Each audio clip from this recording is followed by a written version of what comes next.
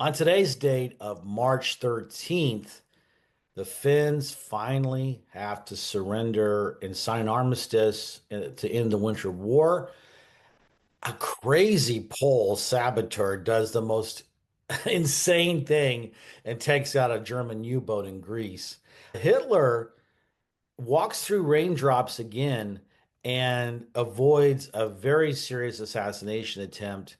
Finally, the U.S. continues its firebombing campaign, this time wiping out most of Osaka. Let's get started. All right, so the Finns finally had to sign an armistice that the president of Finland, Kirsti Kallio, said that was the most awful document he ever had to sign. And yeah, it was pretty draconian and it basically neutered Finland for the next 45, 50 years. But I will tell you this, Mr. Kallio, even though you're long past, rest in peace, compare it to what happened in Lithuania, Estonia, and Latvia, the Baltics. What happened there? Tens of thousands of their citizens were deported to Siberia. The intelligentsia, educated officers were shot out of hand.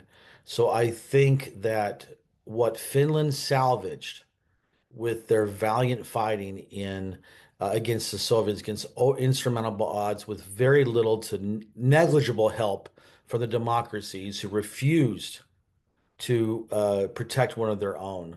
I think that they did an amazing job. So they signed the peace treaty today. It was to be effective as of 11 o'clock in the morning, the following morning, which would be on the 14th. And they kept bombarding each other, shooting, fighting right till the very end. And let me tell you something, folks. Having Finland in NATO right now is a great thing because they know Russians, they understand Russians, and they're ready if necessary. So I feel better about having them there. And the heritage of their heroic defense in the Winter War in 1939 and 40 is still there. Okay. Now, what is also still there is my request that you subscribe to my channel. It's very simple. I want to grow my channel. I'm not doing this for money, but I am doing this to grow a following because I know there's other World War II nerds out there just like I am, and I feel like this would be good content for them. But the gatekeeper is the algorithm. So the more subscribers I have, the more the algorithm is going to push this out to their people. So you're the key to this. So I would appreciate if you could do so. And thanks. On March 13th, 1942, wow, I'm telling you right now, this was one of the most daring raids that I have even read about.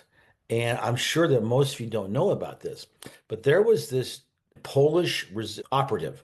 His name was, and I'm going to slaughter this name, and I apologize. It's Jerzy Ivanovich. He was in Greece and he was with the Greek resistance. And he had been recruited by the Brits, the Special Operations Executive, SOE, which, if you remember, Churchill's mandate was to set Europe ablaze.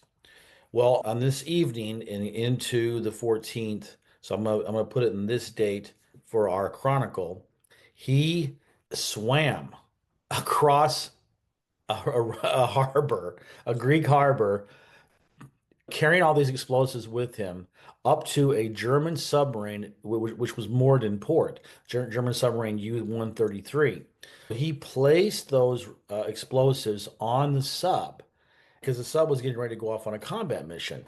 So when the explosives were set off the next morning on the 14th, it killed 45 crew members and put it out of action. I mean, talk about just courage and I would say audacity and maybe reckless, but whatever. This is not the only exploit he had. It was probably his top exploit. But I really encourage you to look him up if you want to know. Again, what fascinates me is all of the stuff that's not talked about, especially in the US. All we hear about is Normandy, Normandy, Normandy, as if that was the end all be all of World War II.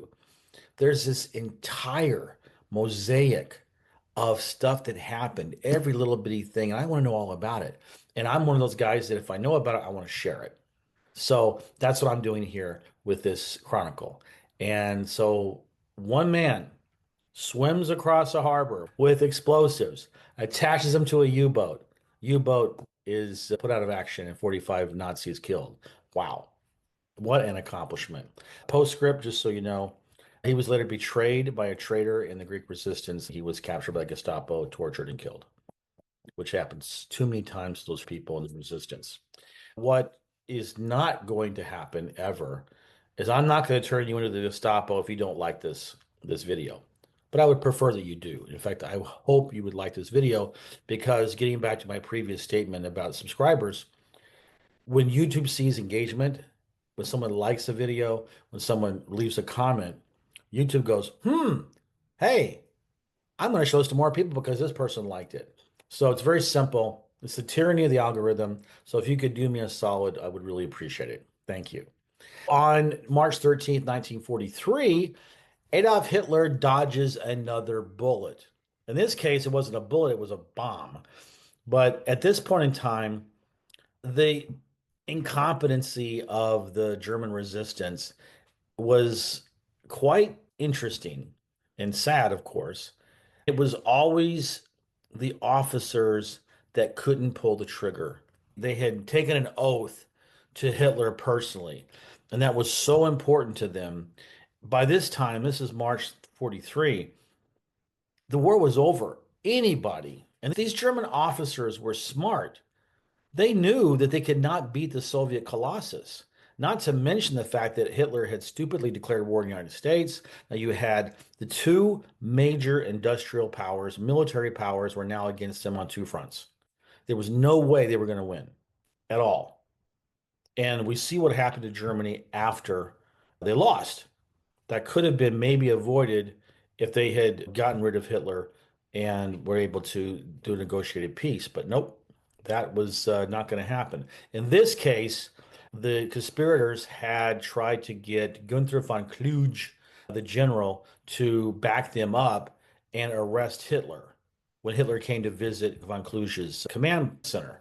Well, Kluge just couldn't do it. He was like back and forth, back and forth, back and forth, and he didn't do it. So they said, okay, screw that, screw this guy. We're going to try to take out Hitler ourselves. So they put bombs disguised as brandy bottles. And the whole idea was this was going to be put into Hitler's plane as it flew back to Berlin. Well, they got the stuff on board, but as bad luck would have it with Hitler, they didn't explode. They were able to retrieve the fake brandy bottles before they were discovered, but it was a fiasco like normal, right? Finally, on March 13th, 1945, 274 B-29 bombers at night struck Osaka, Japan, and they burnt out about 8.1 square miles in Osaka. Now, we've been chronicling here the last few nights, so we know that they got Nagoya the previous night. They went after Tokyo, of course. So these military and industrial cities were being razed to the ground one by one by one by one. And I'm going to beat a dead horse here, so I apologize ahead of time. But I mean, like I've said many times in this video series, my wife is Russian. My in-laws are Russian, obviously. My wife's grandfather fought 4 years on the Eastern Front as an infantryman. They are totally all in on the righteousness of their cause and the fact that we didn't do anything and blah, blah, blah. Their big thing is that we were inhumane to have dropped the atomic bombs on Nagasaki and Hiroshima. My response is, you're being very hypocritical. The firebombing campaign that we did, the U.S. Air Force did for the Mariana Islands, killed many, many, many more people than the atomic bombs. The firebombings, the death, the homelessness, the destruction did not force Emperor Hirohito to mandate a surrender. The atomic bombs did. And it saved Japanese lives and it saved Allied servicemen's lives by not having to invade the home islands. So I'm leaving it at that. Okay. Thank you very much for watching. I can't wait to get you another video tomorrow.